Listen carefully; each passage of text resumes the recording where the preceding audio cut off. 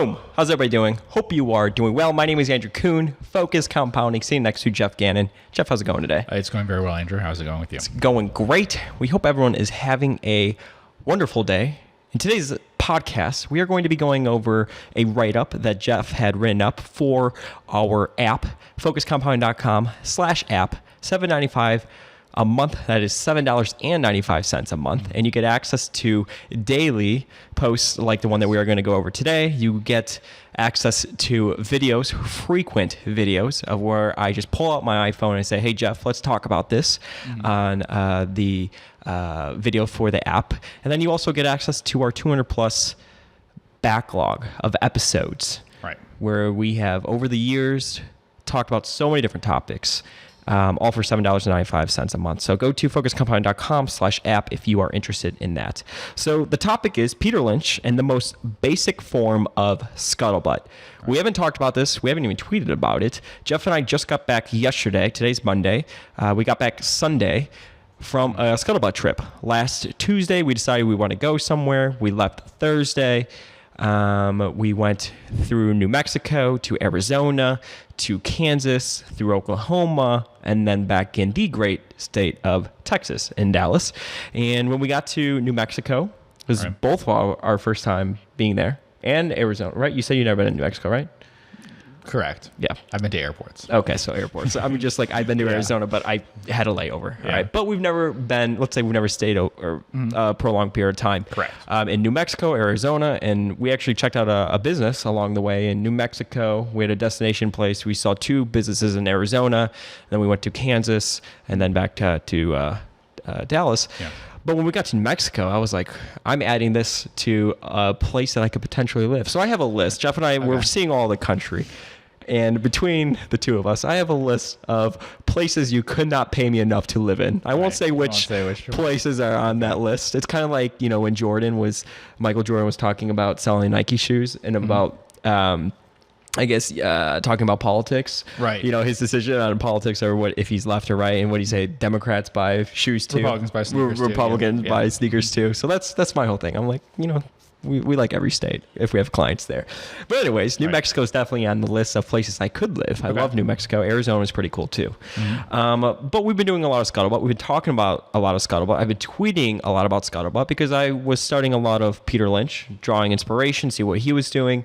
And you wrote up a post called Peter Lynch and the most basic form of Scuttlebutt. And for people that want to see, this is what it looks like when you are on the premium side of the app. And of course, the iOS and the Android version is being developed right now. Look at this. There we go. Takeaways from Total Recall by Arnold. An absolute legend. Not the movie. Videos to come. And then we have the backlog right here as well. Right. But anyways, let's go back to Peter Lynch, the most basic form of Scuttlebutt. Okay. I tweeted this out today. And you wrote about this when we were in New Mexico. So tell me a little bit about this post. I wrote this from a hotel room in New Mexico. That's the first line. So basically this is the most basic form of Scuttlebutt, which he was talking about is like, that I was talking about, is direct experience with it. So especially experience like you would have from a customer's perspective and how useful that can be. And actually Peter Lynch kind of broke it down to the different forms of how you could learn about something. And one of them was just like you could learn about it as a customer. And so the examples I gave were like, I worked at Village Supermarket in, which are ShopRites in New Jersey. And I also, at that same place, saw people using Coinstar and used Blue Rhino, which is a propane tank exchange company, and found that I found out a lot about those companies from the sort of value proposition they have for the customer. So what customers use the product, why they use it, and whether it would be likely to grow in the future, and things like that. Yeah, and a lot of Peter Lynch's ideas came from just this idea of just like walking around, right? Walking around with his daughters and taking them shopping, seeing what they were interested in, seeing what type of clothing they were interested in. I think Callaway's, I think he happened to just like stumble upon it, and then he would see if the company's public, and a lot of times back then, he would just find a lot of interesting ideas that way. Yeah, and we've talked about that before, where we'll be going around places and stuff, and there's some companies that are public or competitors of other companies. We want to see them just for that reason, because you see where they are and whether you kind of ask, okay, is this company public or something? If you see something that's kind of interesting, and those companies were very interesting. The Blue Rhino and Coinstar were very interesting right away, just seeing the product and how it works, because they're kind of they're kind of innovative in what they were doing. It sounds like a very basic sort of thing, but propane tank exchange was kind of a new thing, and certainly coin counting machines, putting them in places like that, so it's not like your bank or something, was a pretty big deal too. So you could see how it would catch on over time, that sort of thing. Yeah. Do you think you have to do Scuttlebutt on every single company though that you come across? Like, let's say you were to seriously want to consider investing in Apple. I mean, what type of Scuttlebutt would you do? I mean, Buffett has talked about what he did. Yeah. In the basic form, he's like, well, all my, kids, or grandchildren use, iPhones and the ecosystem behind it, and they can't live without their phones or Correct. an Apple product, and really how there's such a leader in the market. But like for big companies, and I think a lot of people don't do Scuttlebutt because they associate, the size of the company with, for whatever reason, just not needing to do certain in-person things. Yes, it's gonna be less of an advantage with an Apple or something than it is with smaller businesses. I don't think you should do none from the perspective of you need to understand customers and customer behavior no matter what, and that's a really big issue and something that I've talked about before. Like, you may be an Apple user or whatever, right? You want to know other people who use Apple and why do they use it and have an understanding of it. It's very, the sloppy thing that I see people do in investing in big companies and small ones both is sometimes they have a poor understanding of why customers use the company. And that's really, really important. So even if you're investing in Kroger instead of Village Supermarket, why do people use Kroger? And then so for instance, in Dallas-Fort Worth area, you could say how many places do you have that you might like, and you can rank them yourself and think about what each one offers and stuff. Mm-hmm. So I might be able to, off the top of my head, to list 7 or 8 different choices for supermarkets that compete with Kroger. That's more than there is in most of the country. Most of the country would have just a few options, 3 or so. Mm-hmm. But you then want to think, well, where does Kroger fit into that? And what kind of people do I know that shop at Kroger? And what kind of people shop at other ones?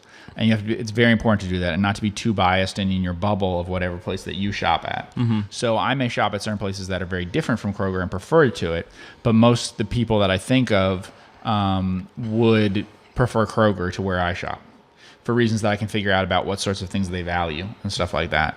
And so that's the important thing to do no matter what company you're looking at. And that even extends to things like Apple and Microsoft and stuff.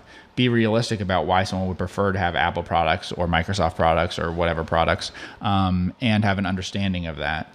And I think that's very, very important to do. Mm-hmm.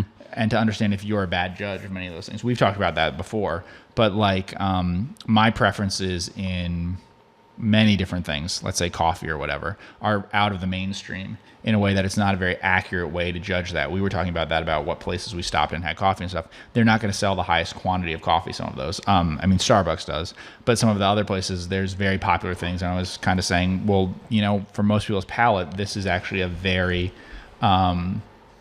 this is a thing that agrees with a lot of people's palates, that if you talk to them about it, they would tell you why that way. The same thing with alcohol, right? I'd be outside the mainstream in terms of what things would sell the best that way. Mm-hmm. But there's a reason why Bud Light sells what it does, and McDonald's sells a lot of coffee and stuff. And it's important to understand those things. And a lot of people, I'd say, don't bother to. They just look at it from the perspective of oh, I like their coffee, I don't like that, I like this, whatever. And it's the same. We talk about it's very important to think that way, especially. Look, if you're looking at a movie company or something, right, you don't want to be going off of whether you like their movies or not. You want to have a real understanding from it, from a customer perspective, a marketing perspective, and a producer perspective. And I'm saying the same things with any products, even if it's products like Apple stuff and stuff. Why does Apple products sell the way it does? Is it things about the design of it? Is it the marketing that they do to associate with a certain thing? Is it the number of people who use it in a certain area and then other people see that? What is it? Because it's probably not that it has... that it's people using it for, that it's the cheapest thing, mm-hmm. or that it's best for the productivity of things that they're doing in a business capacity or something. Those are probably not why it's selling. So why is it? I've talked about a lot on the podcast how the companies I'm most attracted to are the ones where I could actually be the customer myself. So it's mm-hmm. I understand why customers use it, and it has potentially maybe mind share, stuff like that. The customer experience is great. And we actually were talking about. We didn't actually go over this when we were talking about Tillman's book, Shut Up and Listen, but he talks about being in the hospitality business. And I think every company in some capacity, whether it's customer service, is sort of in the hospitality business, right? Okay, So maybe, yeah. yes, you're not, showing people to their hotel rooms, or you're not delivering them food. So it's not that per se, but, customer service and everything like that really does tie into the customer experience. Yeah, I'll give you one that really stood out to me with Apple. That I was really surprised by. So I went into an Apple store for a reason, and I was shocked by how it was run and stuff, because it was very hard to go in, make a purchase, and leave. I knew what I wanted, was going in, was going to do it and leave, and instead they want to have their geniuses or whatever, like, fix things for me and whatever, and that's not why I'm there. And so I was really surprised by how, like, the store was not optimized in a way to get people to come in and out. And actually after it, I was like, well, next time I'll go to a phone store. I won't buy from Apple, because this is something that's wrong with how they're set up. And it really sometimes you have experiences like that where you're like, wow, that's really weird. Or you go someplace and you realize, like, oh, I'd like an annual membership to this thing, or I'd like this thing, or I know they have this program. And it's like, it's not very obvious to customers who be coming in or something. So you get a real feel for how they're thinking about it and optimizing it and whatever. So obviously Apple was thinking in terms of, like, this is a service center or something, and not thinking in terms of moving product. Yeah, I think Buffett talked a little bit about that with See's Candies. He was saying if you get their chocolate or whatever for your significant other on Valentine's Day, and they kiss you on the cheek afterwards because they're happy, he's like, we got you for life. You're never going to go to anybody else. So I just think so many companies are much more in the hospitality business that they like to even think about. And I get it, like, in general terms or not, but even little things like me, for example, if I need help with something like a website and I have to go through forums and stuff like that to get an answer to that, that's not something that I personally like. I think probably do like that. I'm like, let me get somebody on the phone right now. Let me get the help, and then let's get it over with. Absolutely. And that's the opposite. And it's interesting because that's noticed in some industries. A good example is there was a company that was public for a while, Blue Nile. They sold diamonds. And in the United States, they were noticing that people were willing to buy $6,000 diamonds and things, and really wanted no interaction with a person. Like, they were offering all this stuff, chat things, whatever, and the Americans were just like, we don't want any of that. Just make it as quick as possible so that we can buy things, do whatever research and stuff, do it ourselves. And they had very low numbers from that. In China, on even very small purchases, they wanted huge amounts of interaction with people and stuff. And they noticed there was a really big difference between the two countries that way. And that's very important in, like, segmenting of the population, because at what you're talking about is that means that there could be someone where they want you to get on the phone and talk with them and stuff. But, like, think about, like, for brokers, we use different brokers and things. Lots of people do. There's by focusing 100% on making this technology great and having, like, no customer service can work, and having a process that's all customer service and not the best technology and stuff can work, because there's segments of the population that you could have. But there's only so much scale that you can do with that. If you're a very high touch sort of thing, that's never going to have the same scale as something that's incredibly cheap, which is like over a mass produced sort of thing that you can do, which is going to involve less human interaction. What did you think of the Scuttlebutt trip that we went on? So we did see a business in New Mexico. It was a company that we're familiar with. You've never visited their operations. Okay. We could just say, they own convenience stores. I don't think it's a big deal. Yeah. They own roadside. They're convenience stores in the sense of, like, a tourist trap. It's very inaccurate to describe them as, like, convenience stores, because that's the thing that's important in thinking about this and comparing it. There's very few locations while you're doing these very long drives through places like New Mexico and Arizona. And there's very few places to stop to get gas and stuff. Like, you might have two choices or no choices. And so when you're there, they try to sell you other things and stuff. Yeah. I thought it was very, very important to see it in person. Yeah. See, what was important to me, though, is when we actually did do it ourselves. Yeah. And there was another type of quote unquote convenience store gas, whatever, like 5 miles down the road. And it was better. And it was better. In all respects. Yeah. But you could see why they still get people, because it's almost like, okay, so they're both on the same side of the road, but you get certain tourists coming from one way, and the other one gets certain tourists coming from the other way. Like, what, 20 billboards? Yeah. Every billboard for the last 20 billboards or something was them. So they do it because you don't know what things are ahead of you and stuff. The actual other convenience store had advertised ahead, but you'd have to know, like, why do I want to skip this one and go to that other one? So there are several companies competing in that area and stuff. I found it very interesting because I had read things about it before from other people. Things like, well, the land must be this valuable or whatever. Having seen it, I'm like, I don't know. Yeah, I'm dubious about. Well, from seeing that, because there's land everywhere, right? It's very rural. Open the same thing next to them. It's not a problem. And then and there's no other thing you could repurpose the land to be. It can really only be that, to be a tourist trap. There's nothing else that you can do. You could put a roadside attraction or something that tourists might go to, but it can only be people stopping on this road because they need to get gas or they want to get out and do something or whatever. And then, their competitor and stuff. So that I didn't think that would be one that we would buy or something.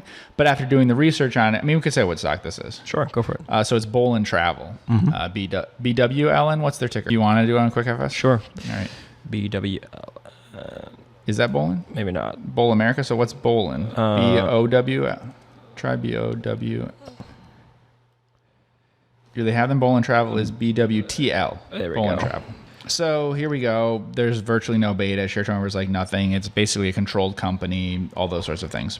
Returns on capital and stuff have been poor for a long time, and I didn't think there'd be a change in management and stuff. But I wanted to see the locations, see if that, like, are they just not that well run, but they could be turned around in a big way. Is the land valuable? Because you can see what's the price to book 1.1 times, and the land could be on their books at really long ago prices, because the company's been around since what year did it say? 1912? Yep. Yeah, and like their competitor that we saw is found that location they've been using since the 30s. I know. Yeah. So and it looked like a lot of other locations were 40 years old or something that compete with them at least. So the potential is that it's very, very cheap land, very valuable land compared to what it's on the books for. All those sorts of things. Having seen it, it definitely was one I was not interested in. But I could have seen things that would have made me feel differently about that, and it was very important to see it in person. Yeah. And this is going to sound really silly, right, about seeing it in person. They did not sell coffee at this place. We went down the street to their competitor to get coffee. We actually went into their competitor. Yeah, I mean, so like, what if competitor anyway? But I wanted coffee, and they have a Dairy Queen in this location. I'm sure they have coffee at some locations, I assume, because they mentioned they have Dairy Queen. No, they're mostly Dairy Queen. Oh, Subway. Yeah. So anyway, it sounds silly though, but we wouldn't. I mean, like, look, if you were familiar, a coffee machine thing like you would have at a convenience store. Yeah, and I know their normal customer is people just passing through, right? But like, let's say you were familiar with this company, you'd be like, oh no, I want coffee. I'm not going to go there. I'm going to go to their competitor. Like something so simple like that. Much have a coffee machine that does that and is good quality. It was coffee. so stupid that I couldn't believe it. In selling you a lot of stuff because you stopped there and advertising very, very heavily on billboards and not really in having a very good convenience store experience, which is the kind of thing that can happen because they might not be getting meaningful repeat customers and stuff. And we've talked about it a little bit before. If you just have customers who pass by and are only going to be like a one-time sale, there's a very big risk of not treating your customer well. Okay, of scamming them, of having overpriced things, of trying to get every last dollar out of them, of not thinking you're in the hospitality business. The more times you have contact with the customer, the better in an industry you're going to be treated and stuff. The more valuable you are as a customer. Repeat customer stuff really creates thinking in those terms. And so this company obviously wasn't at this location. We didn't see all their locations in Arizona and stuff. No, that's true. And we did see one location. But again, I mean, you wouldn't have... pretty close to their headquarters. Yeah, we didn't like the experience that we had with that one location. Again, it's just one. But, no, and I'm not, but that's not something that comes up in the filings. But what's scarier than that is I didn't love the experience at their competitors so much more and stuff that was right down the street, right down the road, literally a few miles. Most all the convenience stores I've been in are much better run than the one that was competing with them, and I think doing a good job of competing with them. So I don't know. I mean, it could be even worse if someone else was running their competitors against them. But there may not be much incentive to do that because I don't know if that affects the choices. But that definitely the attitude that I got from there, from visiting and stuff, is not one of a company that's going to be focused on running these things to the best of their abilities. Yeah. And again, I get it, right? But that's something that you wouldn't get from reading an annual report. The actual customer experience yourself. And the way that it was a poorly run location. Yeah, and the way that we invest, for example, you want, if we're going to own it for the next 10 years, or hopefully indefinitely, you want a business that you love and you love the customer experience and you think the customer experience is great. There's no general manager there walking in and saying, oh, this is what you need to do in this, going from the perspective of the customer. Like in the Shut Up and Listen book you were talking about, he was like, you need to go in there and walk through it as a customer. And clearly no one ever did that at this place. Tillman was talking about in the Shut Up and Listen book, he was saying it's a lot easier to say yes to your customers than no. Sometimes people say no to their customers and it's just like, just say yes. And he was talking about, when he was staying in a hotel and it was 11:05 or whatever. It was past 11 o'clock when breakfast has stopped, and he's like, "Hey, can you scramble some eggs for me?" And they're like, "Oh, it was we stopped serving breakfast at 11 o'clock." And this is about how to do the hospitality business the right way. And he said, "No worries. I know you still have eggs. Like, feel free to charge me extra. Can you just scramble up some eggs, take some bacon off of the BLT sandwich that's on the menu, and just scramble them and bring them up to me?" And he said that they said no to him, and he was talking about how important it is just to say yes to your customers, and it's almost easier to just say yes and do it, charge extra. And when you're in the hospitality business, that is great. And in like this, situation, I was thinking about it, it's like they don't, something as simple as selling coffee, right? They didn't say no, but it's just, it leaves a bad taste in customers' mouths. Because I'm telling you, people go in there. This is a place that you drive by after driving for a very long time. They get plenty of customers going through. Yeah. Yeah, but how many people walk in there and say, "I want coffee," and they don't have coffee? Yeah, well, they're trying to figure out how to sell them more of the product. We saw a huge amount of selling space and stuff to maximize the amount of revenue you made per customer. They have a ton of people going through, ton of drive-through that they have there. If it could be turned into something that could be, if someone had an idea for something there that could turn into something more effective, then maybe the land's worth something that way, because you do have a large captive audience there. But I don't think they're thinking of it from the perspective of how to most please their customers in that thing. But I don't think that's unusual. I think it's very different than a convenience store type situation where you're getting repeat customers. The convenience stores around here and stuff, which many of them do a tremendous business. They do much higher returns on capital than this company, have a ton of repeat customers, commuters, things like that. And so they have a totally different business model to that. And they invest a lot in things like coffee machines and stuff too, and in customer service things. And we actually, here's a little funny story. We were in Arizona at a Starbucks, and we were out all day, so we were like warm, and we were going to get coffee because I think we had another, couple hours, or we're going to go 6 hours somewhere else, right? At that point, I don't know. We had another long drive. Anyway, we asked for iced coffee, and the lady is going to hand me the coffee from the drive-thru, and it's hot, and I'm like, "Oh, we asked for iced coffee," and she's like, "What'd she say?" She was like, "Oh, well, I'm going to have to remake it," or something like that, right? So we didn't have that down as iced. I'll have to remake it. And then kind of just as if she was waiting for me to say, "Oh, no worries, we'll take the coffee," right? And I don't know, I just thought it was funny because it made me think of Tillman's book, because she was looking for me to say, right. And that is that's a big issue in Starbucks. It's a big deal that they did that, because that's a thing that they focus on in Starbucks, is not making a mistake like that. Yeah. And you were actually talking Usually about, they mess up my drink and then they give me that drink plus the new one. Yeah, and that's totally just a small sample size, because every experience I've had with Starbucks is great. Or if they do mess up, we can talk about the experiences we had at McDonald's or something. We won't talk about those. We will talk about it, because one time I had iced coffee and all of a sudden I feel something in my mouth, and I don't even know what I did, spit it out or something. It was a bug. Yeah, and the most disgusting one that I've ever had was also a McDonald's in the same part of the country, where we had it looked like just water, and it smelled like fish. So. I think, what are we 0 for? And this is on our Scuttlebutt trips. I think we're 0 for 2 or 0 for 3 on McDonald's coffee. And I'm trying to remember, they're either the exact same state or they were really close to each other. Yeah. I won't say what state it was, but they were really close to each other in a place where we had some rough things. We have sworn off McDonald's coffee indefinitely because we've had so many bad experiences. Perfectly fine McDonald's coffee things, but yeah, usually Starbucks is more consistent that way. Yeah.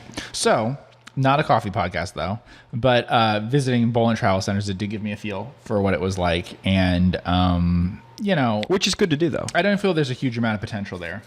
So I was looking at it from the potential of, is this a turnaround situation? Could this be better run? Could the assets be utilized in a different way? And I came away a lot more skeptical, which is not the first time this has happened. We were somewhere else where I said, "Oh, this is super cheap, this company," and stuff, after seeing their land and everything.